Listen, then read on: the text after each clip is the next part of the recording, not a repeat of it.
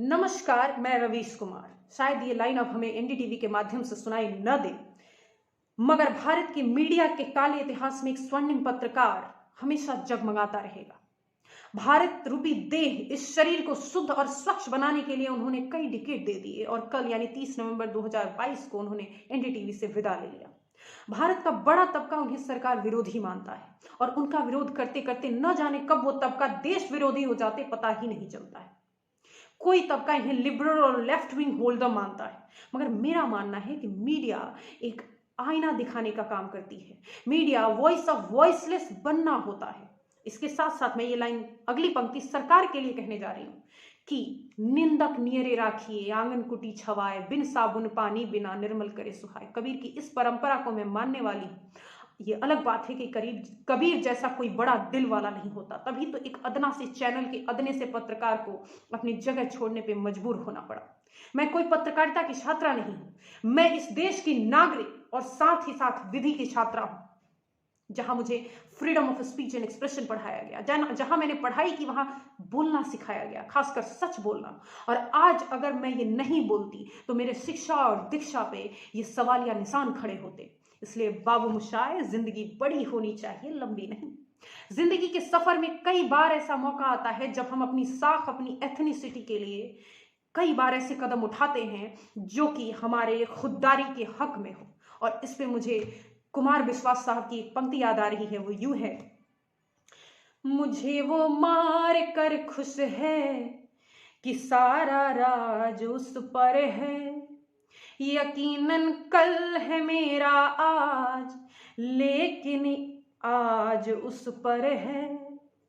उसे जिद थी झुकाओ सर, तभी दस्तार बख्शूंगा, मैं अपना सर बचा लाया, महल और ताज उस पर है। बेशक सेठ बहुत पैसे वाला है, मगर मैं उसके पास नहीं। What a line it was. Recently New York में mister Ravish Kumar, senior journalist, उन पे एक बायोपिक उनकी आ रही है जिसका नाम है वाइल वी वॉच, नमस्कार मैं रवीश कुमार। उसकी स्क्रीनिंग थी जिसमें वो गए हुए थे और वहीं पे ये लाइन उन्होंने बोला था। आज ये लाइन 100% चरितार्थ होते हुए दिखाई दे रहा है। देश के लिए मीडिया का लॉन्ग टर्म लॉस है। वो अलग बात है कि इनके जो सहयोगी हैं अब इन्हें रिपोर्ट नहीं करेंगे, मगर ऐसे व्यक्तित्व के धनी इंसान गलत होता हुआ और गलत छपता हुआ देख चुप भी नहीं रह सकते। इसलिए आना तो निश्चित है, तय है। मैं आज ये वीडियो लाना ज्यादा जरूरी समझी क्योंकि पहले भी अभिषार शर्मा, पुण्य प्रसून वाजपेयी और बहुत सारे ऐसे पत्रकार थे जिनको अपना पद, अपनी जगह छोड़ना पड़ा था। उस वक्त कुछ मालूम नहीं, मगर आज फर्क साफ दिख रहा है और सब कुछ जानकर चुप रहना गद्दारी है, अन्याय है। इग्नोर आप चाहे जितना करना है कर ले, मगर अपना भी मन दर्पण होता है, इस मन से कैसे बचेंगे।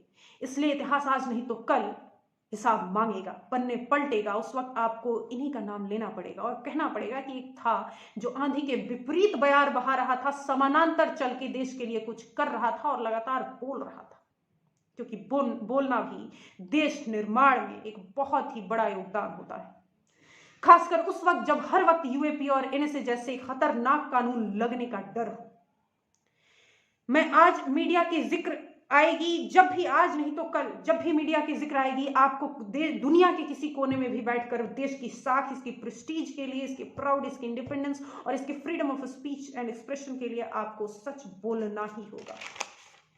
इसलिए बोलना जरूरी है। मुख दर्शक बनकर उस कलंक की भागीदारी बनना शायद मुझे स्वीकार नहीं।